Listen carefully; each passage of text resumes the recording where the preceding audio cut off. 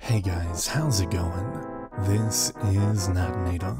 Welcome back to your weekly dose of Creepypasta. So, as per the unofficial vote we had a couple of weeks ago, all stories henceforth, including this one, will be kept at my natural narration pace. I also wanted to try another little thing as well, something I didn't mention last time. Considering that I've been quite self-conscious of how slowly I read compared to others, for years now, I've been trimming my pauses in between sentences. Not all pauses, but often the longer ones. I want to try leaving the narration as is this time, and you guys can once again let me know if you like it or want to keep it the way it was before. Or maybe you don't notice a difference at all. Either way, let me know, and in 2 weeks I'll announce how we'll proceed. Thank you for your input last time. I'm actually really glad that I decided to speak up on this, as in the end it's you guys who listen to this content, so of course I want you guys to enjoy it to the fullest, and hopefully these little changes will help do that.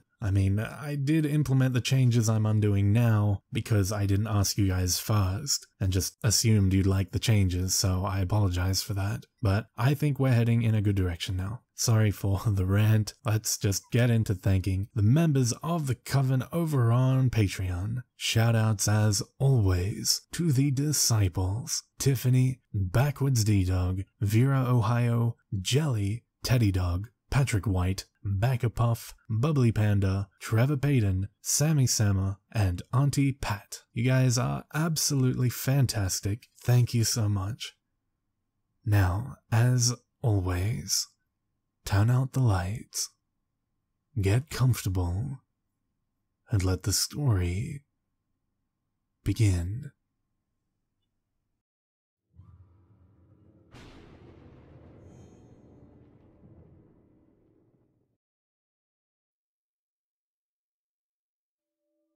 The story you're about to hear is one that has been, for the past 70 years, left to wither in the hearts of those few who recall it. Of the 12 of us present that day, only I remain, and my own end is rapidly approaching. I write this tale with a shaky hand, solely in order to console myself in my final moments. And I hope anyone who may discover this document will refrain from passing judgment upon me or my comrades until the end. I distinctly recall sitting in a tent with my fellow soldiers just outside of Berlin, huddling around a shortwave radio and listening to the trials of our nation's greatest foes. They feigned insanity, pled guilty, gave harrowing accounts of every detail and every single crime committed by their hand or under their watch. My favorites, however, were the ones who pled innocent, the ones who said, "I was just following orders." I have to wonder, what would I say had the war ended with Moscow under the Iron Eagle? What would I say if asked to justify my actions in war? I believe I know exactly what I would say, and it would be the same as the men being jeered by the entire Red Army, excluding the 10 of us gathered in the tent. You see, the 2 luckiest of us had already died. It was a quiet village in eastern Germany, December 24th, 1944. We were under orders to seek out any soldiers lying in wait to ambush the main column of the army. Our sergeant, Ivan, took the lead, the rest of us falling in behind him. It was raining heavily, obscuring our vision. A sharp crack jerked me to attention, and I immediately fell to my stomach. I smelled smoke and heard a thump in the dirt a dozen feet ahead of me. The sound of gunfire roared in my ears as we returned fire.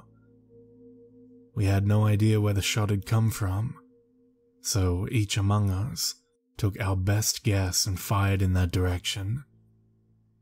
We knew we wouldn't hit the shooter, but we had hoped to scare him off. I decided to hold my fire in order to cover my comrades as they reloaded their weapons. When the gunfire stopped, I watched carefully of the nearby houses. A quick movement by a roadside fence caught my eye, and I quickly shot off a couple of rounds at the dark mass. At least one of my shots must have landed, because whatever it was fell to the ground, unmoving. By now my fellow soldiers had finished reloading, and so I ejected my magazine and slid a new one in its place. We were still for some time, waiting for the returning fire. When it never came, Ivan came up to a crouch and quickly walked over to the corpse. He felt the pulse and then returned to us. "Duh, we got him," he said. In his eyes I saw something I hadn't seen before, a kind of deep sadness and regret. No matter how I pushed, he wouldn't tell me why. We stood and casually walked over to the house where the shooter had come from. Ivan knocked on the door. We waited a moment, and Ivan firmly planted his foot on the floor, rearing to kick the door down, when a shotgun blast blew through the door. Ivan fell to the ground, riddled with buckshot. We returned fire through the door, then swiftly beat it down with the stock of our rifles. Inside, broken glass littered the floor and bullet holes scattered along the walls. On the ground was a young woman, shot fatally 4 times. In her hand, the shotgun that killed Ivan. We had had more than enough of this village. We ransacked the house, throwing over tables and filling our pockets with valuables. When we'd finished, we threw gas lamps onto the floor and tossed matches on the pooling liquid. We left the house on fire. It was only once we were outside again that we heard the wailing. By then, the flames had taken hold, and it was too late to re-enter the building. The mother had hidden her babe before turning to fight us, and we hadn't found it before torching the house. The wails continued for just a few minutes before falling silent among the crackling of flames. A man burst from a building down the street and sprinted toward us, screaming in German. Our translator gaped at him, and when we raised our rifles, he held up his hand to stop us. The German man shoved past us and up to the burning building. He hesitated only briefly at the doorway before running through. He didn't come back out. By the time the fire had died, we couldn't see it anymore. The rest of our mission went by in silence. We doubled back to where we came. We found people standing in the street, staring at us. Some were angry, some sad, but most had just a blank stare. I still see it in my nightmares.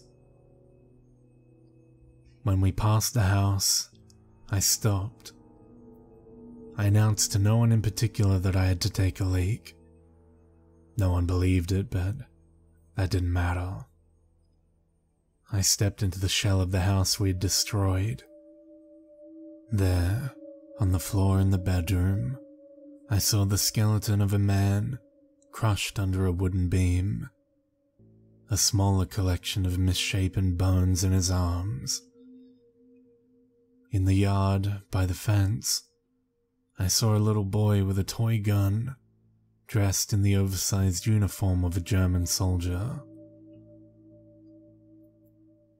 That night, we all had nightmares. The man with his wild eyes told each of us that he would be back for us, one after the other.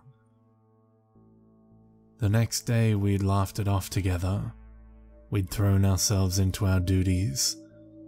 We fought hard not to think about the screaming man and the wailing baby.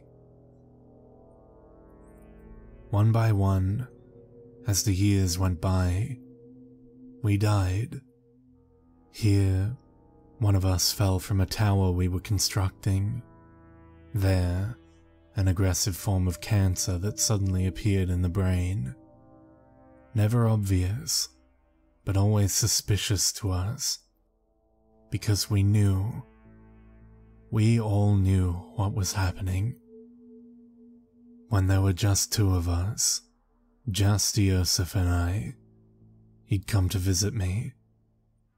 When he'd knocked, I thought my time had come, but I should have known I would be last. "He's coming for me," Joseph had said. "It is my time now." I would have liked to console him, to assure him it was all a coincidence, but we both knew better. That night, Joseph cried on my shoulder, and I on his. "I'm so sorry," he had sobbed. "I didn't know." The next day, he shot himself in his apartment. That was 1 week ago, and now it's my turn. I know he's coming.